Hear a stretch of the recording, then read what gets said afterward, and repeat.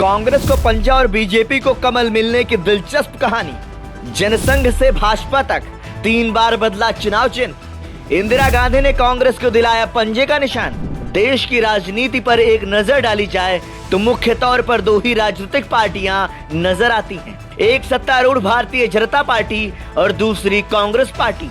समूचे देश में शायद ही कुछ ऐसे लोग होंगे जिन्हें इन पार्टियों के चुनाव चिन्ह के बारे में पता नहीं होगा। मतलब साफ है कि देश के अधिकतर लोग भाजपा के कमल और कांग्रेस के हाथ के पंजे के निशान से वाकिफ हैं। लेकिन क्या ये बात आपको पता है कि ये चुनाव चिन्ह इन पार्टियों को कैसे और कब मिले? दरअसल देश के 2 बड़े दल भारतीय जनता पार्टी और कांग्रेस पार्टी के चुनाव चिन्ह के पीछे की कहानी बेहद दिलचस्प है। साल 1951-52 में पहली बार देश में लोकसभा चुनाव आयोजित किए गए थे। उस वक्त भारतीय राष्ट्रीय कांग्रेस का चुनाव चिन्ह 2 बैलों की जोड़ी होती थी।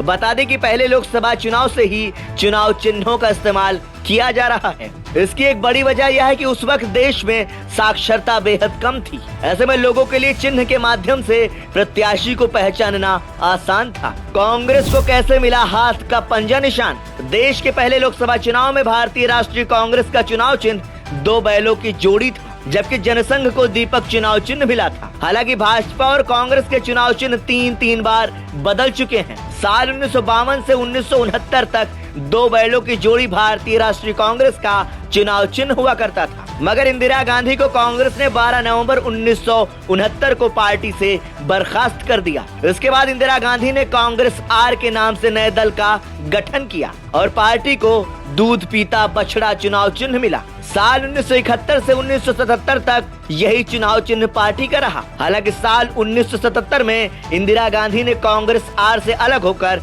कांग्रेस आई नाम से नई पार्टी बनाई। इसके बाद उन्होंने हाथ के पंजे को अपना चुनाव चिन्ह बनाया। तब से लेकर अब तक कांग्रेस का यही चुनाव निशान है।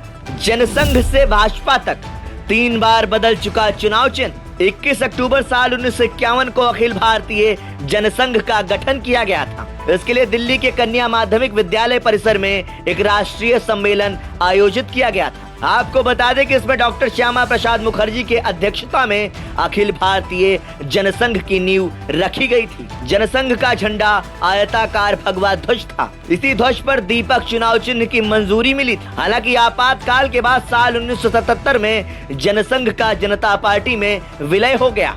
इस वक्त नया चुनाव चिन्ह हलधर किसान मिला।